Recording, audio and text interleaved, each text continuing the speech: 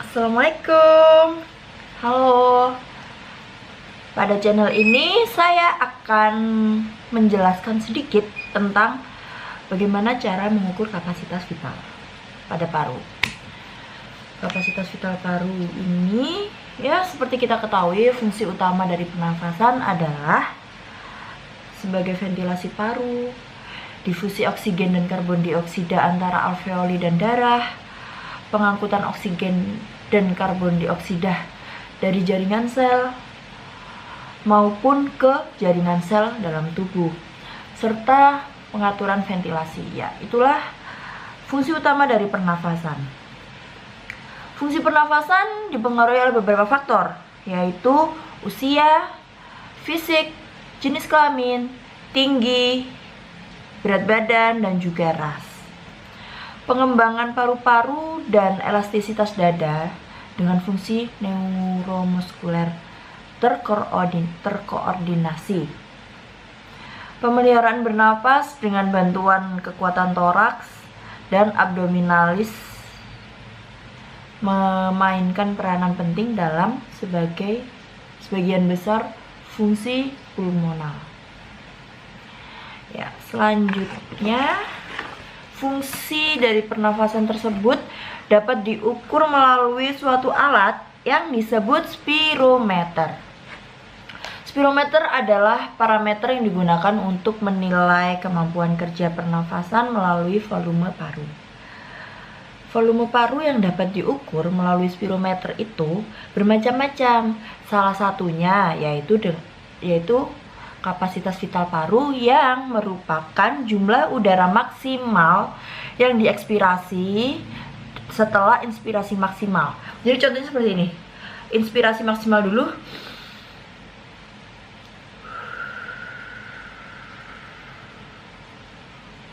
Sampai ekspirasi maksimal, sampai tidak bisa ekspirasi lagi.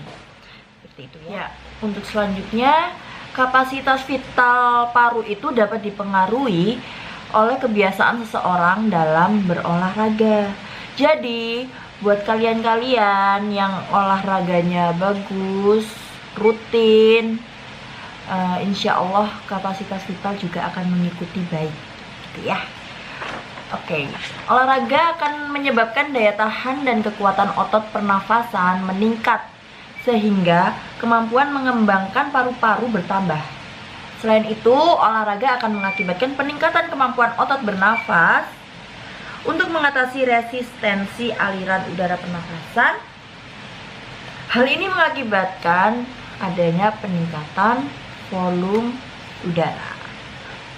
Oke. Sistem pernafasan akan menurun diketahui dari kapasitas vital. Setelah menginjak usia 40 tahun, kapasitas vital yang paling tinggi itu akan didapatkan pada usia 20 tahun sampai 30 tahun. Jadi, kita akan tahu kapasitas vital kita itu menurun ketika kita sudah menginjak usia 40 tahun. Dan kapasitas vital yang paling tinggi yang bisa kita dapatkan itu di usia 20 sampai 30 tahun.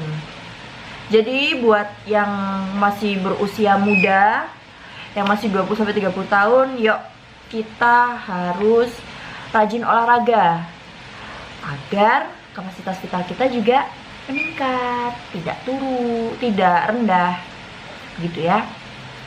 Kemudian setelah menginjak usia 60 tahun akan semakin menurun kapasitas vital ini. Jadi penurunan fungsi pernafasan tersebut akan terus terjadi kecuali kita melakukan hal-hal untuk menjaga agar fungsi pernafasan tersebut tetap dalam kondisi yang baik. Di antaranya dengan melakukan olahraga aerobik, ya, seperti basket, sepak bola, voli, renang, dayung, lari jarak jauh, tenis, pokoknya yang menuntut asupan oksigen yang cukup banyak ya untuk melatih kapasitas vital paru. Apabila seseorang melakukan olahraga yang teratur, sistematik, dan berkesinambungan sehingga menjadi terlatih, maka akan terjadi peningkatan efisiensi pernafasan baik ventilasi, difusi maupun perfusi. Jadi kita harus melakukan olahraga secara teratur, sistematik dan berkesinambungan. Bukan sekarang olahraga, nanti olahraga lagi sebulan 2 bulan lagi. Itu enggak tidak disarankan lah untuk melakukan olahraga seperti itu ya. Kalau bisa olahraga yang teratur, sistematik dan berkesinambungan. Olahraga untuk orang normal dapat meningkatkan kesegaran dan ketahanan fisik yang optimal, di mana hal tersebut mempengaruhi fungsi paru-paru, khususnya pada atlet yang mengakibatkan peningkatan dari nilai kapasitas vital paru dan mengembangkan daya tahan yang lebih besar pada otot pernafasan. Oleh sebab itu, atlet pada berbagai macam cabang olahraga harus memiliki kapasitas vital paru yang baik, ya. Harus memiliki kapasitas vital yang baik agar memiliki ketahanan fisik yang baik pula. Jadi nggak mungkin dong atlet yang jarang untuk olahraga, karena atlet kan terlatih ya. Jadi kemungkinan atlet memiliki kapasitas vital yang lebih tinggi daripada orang normal, seperti itu. Bagi seorang atlet, memiliki kapasitas vital yang baik sangatlah penting. Kenapa? Karena dengan itu mereka dapat memiliki daya tahan, yaitu endurance, yang stabil pada saat bertanding. Sehingga tubuh mampu bekerja dalam waktu yang lama, tanpa mengalami kelelahan yang berlebihan. Jadi untuk dapat memiliki daya tahan tubuh yang baik, seorang atlet harus memiliki kapasitas vital paru yang baik agar kegiatan olahraganya dapat optimal. Begitu. Berdasarkan penelitian, terdapat beberapa atlet cabang olahraga diketahui bahwa nilai kapasitas vital paru orang yang terlatih adalah kurang lebih 4,2 liter. Di mana atlet dengan nilai kapasitas vital paru lebih atau sama dengan 4,2 liter adalah pada cabang olahraga bola voli, renang, dayung, sepak bola, dan terbang layang. Baik, itu penjelasan tentang sedikit tentang kapasitas vital paru. Untuk selanjutnya kita akan membahas tentang bagaimana sih cara mengukur kapasitas vital paru itu. Oke, kita akan membahas itu ya. Mulai dari alat untuk mengukur kapasitas vital paru. Biasanya sih kita menggunakan alat spirometer ya.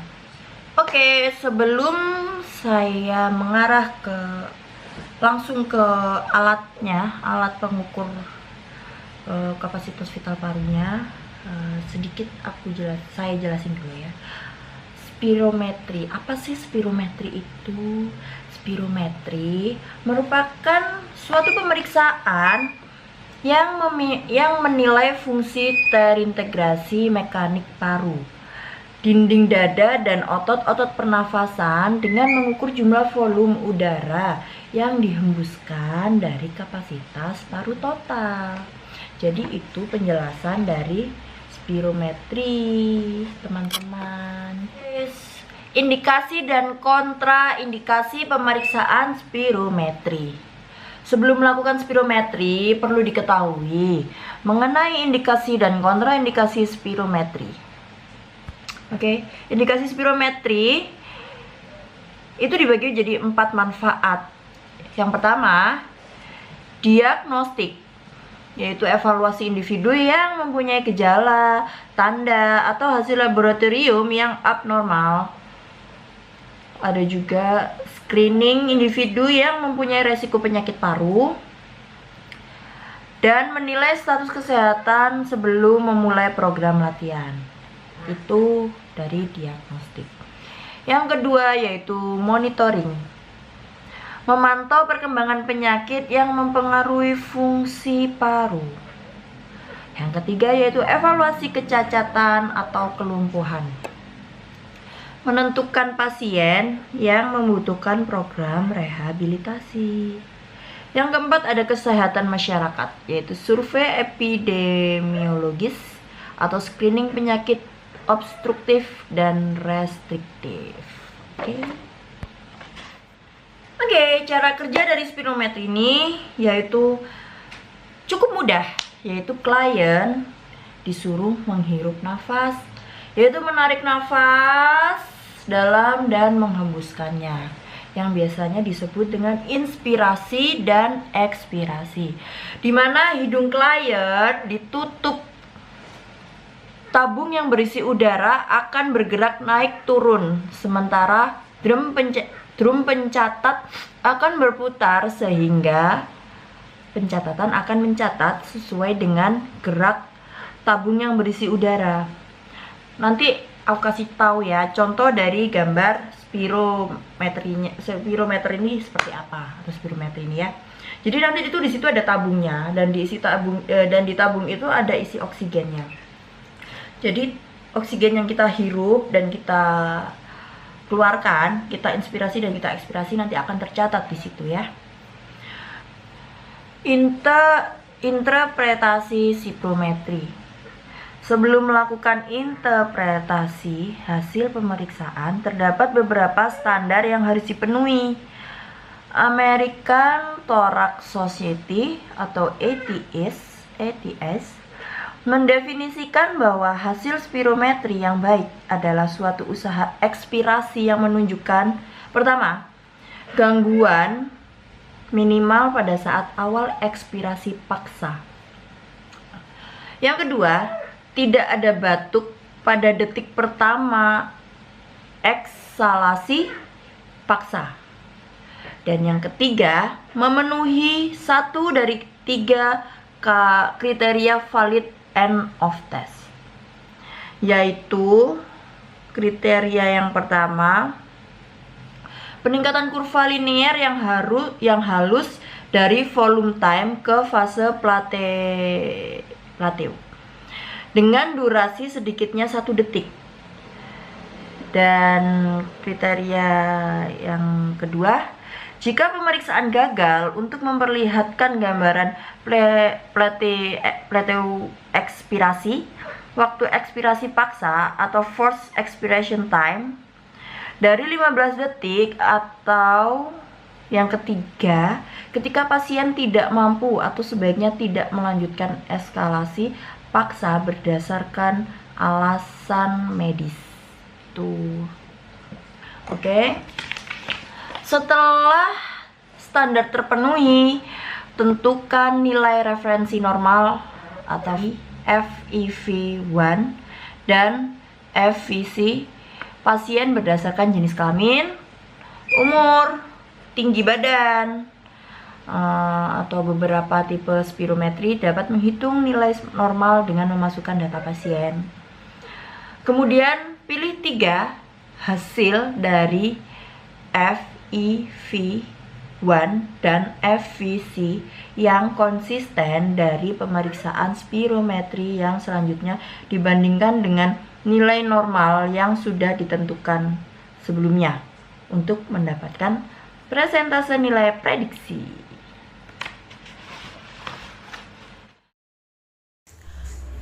Berikut ini adalah video tentang bagaimana melakukan modifikasi spirometri. Di mana langkah pertama yang harus kita siapkan terlebih dahulu adalah 1 bak besar, 2 aqua berukuran 1,5 liter, yang ketiga selang, dan yang keempat adalah gelas ukur. Langkah yang pertama, isi penuh air ke dalam aqua berisi 1,5 liter. Kemudian tutup botolnya. Selanjutnya, masukkan botol tersebut ke dalam bak berisi air penuh. Buka tutup botol perlahan, kemudian masukkan selang tersebut.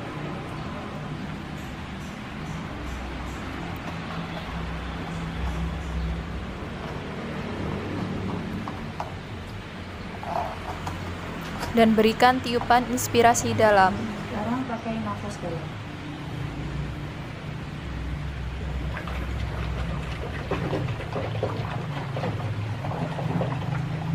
Setelah itu, lepaskan selang dari botol dan tutup botol kembali.